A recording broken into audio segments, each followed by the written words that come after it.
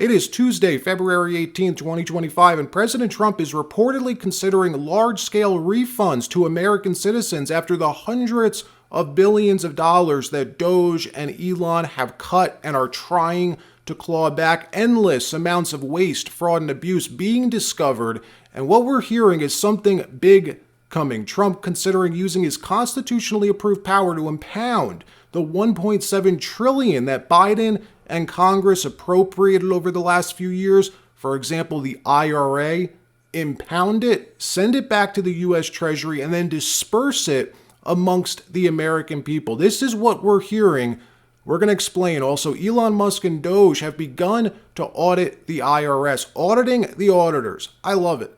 And it's freaking Dems out. For some reason, this is the one agency out of all of them that they continue focusing on. Why do you think that is? And who is behind this new quote-unquote grassroots movement that the media is promoting, giving national attention to, claiming Americans nationwide are rising up to fight back against Trump? Wait till you see this. We knew they'd fight back, but this is nuts. We're going to show you.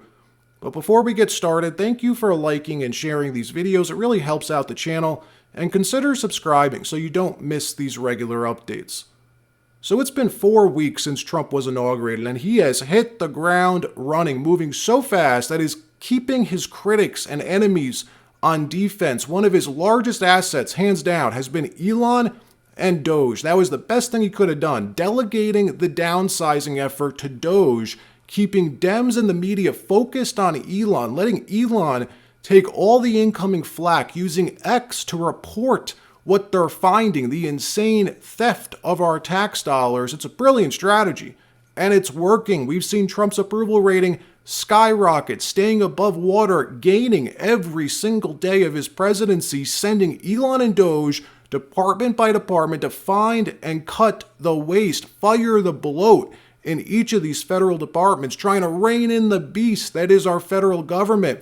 And it is working. We know that because the unemployment rate in January inside the swamp of DC spiked to 36%. That is crazy. And that was just for the month of January. Wait till you see February's data. And they're not just cutting the federal workforce, shrinking government. They are clawing back the money that's been stolen from us. At least they're trying to. Watch. This is highway robbery. This is the federal government having already allocated, authorized, awarded, invoiced, and paid $80.5 million to the city of New York. And then Elon Musk, with no legal authority, seizing it back. Payments to the state of New York and to states all across this nation. It is unacceptable, unconstitutional, ultra-vires. They have exceeded their authority. This process is known as impoundment. The president has this authority. It's constitutional. Basically, what it means is if Congress appropriates more money than is technically necessary to run a specific department, the president has the authority to impound the excess dollars and return it to the Treasury General account, the Treasury's bank account. And from what we're hearing, we are talking big money. Biden and Congress appropriated $1.7 trillion for the IRA, the Inflation Reduction Act, quote unquote, which Pete Buttigieg barely used. He was the person responsible for dispersing that money, using that money intended to rebuild racist roads or some crap. There was just too much of it, too much money to use. Well, from what we're hearing, inside Trump world, there are conversations happening to impound that money, what's left of it, return it to the American people in refunds, refund checks. 200 years under our system of government, it was undisputed that the president had the constitutional power to stop unnecessary spending through what is known as impoundment. But you look at impoundment, Thomas Jefferson first exercised impoundment in 1801, and I think the Trump administration is teeing up a legal challenge to bring back impoundment, to turn around spending and debt, and that's a very good thing for American taxpayers. And Fox News apparently heard the same thing because they just broached this subject yesterday. Watch. And she says, Harris, could the government give all the taxpayers a refund from the money they're finding that went to places it never should have gone? Yes, that is the next step, and that is the next natural step. When you are finding all of this money, when you are taking it back, when you are cutting off future streams of funding, give that back to the American people. Then you will see the economy absolutely explode, and people will once again be able to take out new loans and start new businesses and all the wonderful things that follow when they have more of their own money. In another story, we reported yesterday on that massive Social Security fraud that Elon and Doge have identified, where more than 200 million Social Security numbers are apparently receiving benefits that aren't supposed to be. That's a huge number, folks. More than 20 million of them are over the age of 100. What? More than 15 million are over the age of 110. How is that possible? How has nobody in government noticed that, fixed it? Or was that the point all along? Well, according to the White House Deputy Chief of Staff, Stephen Miller, Doge is still trying to obtain full access to route these payments back to their source, figure out who's on the other end of these payments, where's that money going? And what they've learned so far is that there appears to be these major foreign fraud rings, syndicates, that have been using the millions of fake or deceased Social Security numbers and identities to steal billions, possibly upwards of $500 billion annually through Social Security and the IRS. Watch this. Can you give assurances to people who faithfully pay their taxes in this country that Doge isn't just going to go randomly sifting through the records and maybe come across the personal private records of a lot of Americans? I can give absolute 100% insurance. I give you complete and total assurance on that point. We are talking about performing a basic anti-fraud review to ensure that people are not engaging in large-scale theft of federal taxpayer benefits. I mean, for example, we pay billions of dollars a year in child tax credit payments to illegal aliens. Billions with a B. So these are systematic, programmatic reforms that we're talking about here. And as far as protecting the secrecy of tax records, the IRS has been weaponized at the career level against the American people for years now. This has been one of the most invasive arms of the federal government, engaging in capricious and politically based audits, leaking taxpayer information for political reasons. We are restoring the neutrality. We are restoring ethics. We are restoring security controls at IRS. In fact, one of the big projects that Doge is going to be working on is upgrading IT systems and software so that our taxpayer information cannot be stolen by criminals or foreign governments. Meanwhile, if you turn on mainstream media, they seemed wholly focused on just one of these federal agencies, Doge's audit of the IRS. That's all they seem to be talking about this whole week. How it's illegal for Doge to have access to the IRS data, blah, blah, blah. Why do you think that is?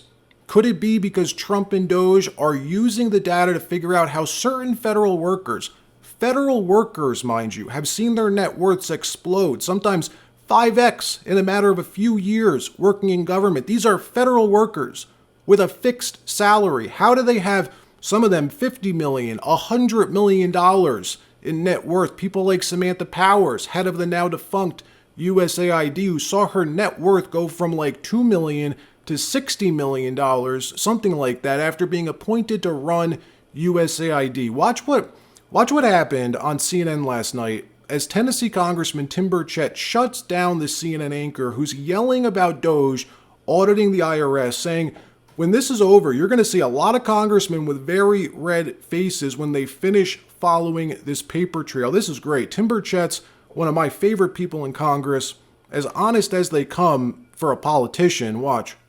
Right, but you know, I think that there's a lot of Americans who are supportive of this effort to clear out government waste, including members of Congress on both sides of the aisle. But there's also concern by how much access Musk and Doge staffers have to their private sensitive data.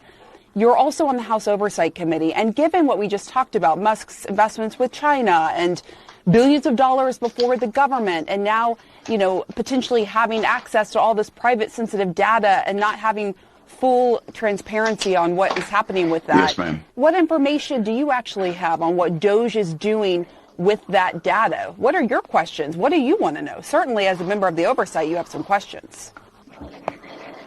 Well, first of all, Elon Musk, when he owned PayPal, they never had a breach of security. IRS is a nightmare, ma'am. You have folks that still haven't gone back to work 3 or 4 years after COVID. As a United States congressman, I can write a letter of concern over a constituent of mine having a problem with the IRS, and it takes up to 6 months for me to get a response. Look, I'm not saying there's no problems with government agencies or the IRS. Hold on. You asked me a question. But you're not answering it. And the IRS the IRS has hundreds of different groups that have access to this stuff, and yet no one's complained about that. You don't hear there's checks and balances in place for the specific system. That's not true. Even the IRS, even politicals and the former IRS commissioner who was just on the show yesterday said even he didn't go to it, and it's highly unusual for politicals to have access to that system. Do you not have questions about what they're doing with the data, why they want access to private tax information from Americans? Do you not have those questions as a member of the Oversight Committee? I have questions. The only reason you'd have questions is if you're doing something crooked. And you're going to see a lot of congressmen with red faces when they follow this paper trail back to members of Congress, ma'am. And that's the bottom line. Where were they fussing the last 3 or 4 years? I mean, we've had these groups different groups have access. Hundreds of different people have access to this that are nowhere in the scope of what needs to be. And yet no one raised one peep about it. Now Elon Musk gets a hold of it, and he's going to do something. He's going to make some changes that need to be made. And you all are pitching a fit. It's the same old line, and you attack the message carrier, be clear, you all were not pitching a fit. As I said, a lot of people think it's a good thing to weed out waste, but there are fair... In another story, a mass nationwide economic blackout has been scheduled for February 18th, organized by the same people likely behind USAID. According to Newsweek, the national economic blackout scheduled as a way for Americans to boycott major retailers who have pulled back on DEI, bent the knee to Donald Trump. This comes after Trump ended all DEI offices and departments on day one, firing all DEI employees, freezing all federal funding to any organization that does not comply with his EO to end DEI-based practices. DEI, diversity, equity, and inclusion, basically reverse racism, hiring, promoting, or rather not hiring people based on immutable characteristics. I thought we ended that 70 years ago. How the Democrat Party is fighting this is mind-numbing, but they are. Watch. The Washington Post story from the opening, if you will, the one about Doge and their 3-part plan. This isn't about waste and fraud. Like, no, it's never this is a DEI part. Like, what? And then what are they saying when they say DEI? What are they talking about? They're saying black people, everybody who's not white, brown people, Asian American Pacific Islander. Like, because they have tried to say that this is about you have institutions of higher learning that have lots of money. They don't need this. And there's the reality that smaller institutions, including institutions that have served black and brown students, do not have the funding to do that research. And so that is where it becomes, if they want to be just subtle enough to slip under the wire. The companies who will be impacted by this boycott are Amazon, Target, Google, and other big box stores like Walmart and Best Buy. This is part of the People's Union, quote-unquote, movement. A fake movement claiming to be a grassroots type movement, which they are not. I highly doubt it. But they are good. They are organized. There's no way a grassroots movement would be this organized, somehow getting national attention like this, somehow getting thousands of people to protest every single day in D.C. And their message, get this, their message seems to be insurrection, rebellion, to overthrow the duly elected president. No joke. And it seems pretty damn serious when you have a United States Senator participating. Let me know if you agree that what Senator Ed Markey's calling for sounds a whole lot like sedition to me. Watch this. This is the city of revolutionaries from the American Revolution to create checks and balances in the United States Constitution so that we did not have a dictator, a king, the way those colonists were living under it. And they fought all along Massachusetts Avenue, all coming out, the men and women, to say no taxation without representation. We want to have a balance. We cannot have a king. The American Revolution started here. The revolution of abolitionism started here. The revolution of the suffragette movement started here. The revolution of same-sex marriage started here. The revolution against civil war in Vietnam started here. The revolution against Donald Trump and Elon Musk, it starts here in Boston. Let me know in the comments what you think about this. Do you think this new movement is grassroots? Or do you think it's likely funded and organized by the same people, the swamp who is trying to fight back, the same people behind USAID? Let me know in the comments. All right, that wraps up this episode. Like, subscribe. We'll see you next time.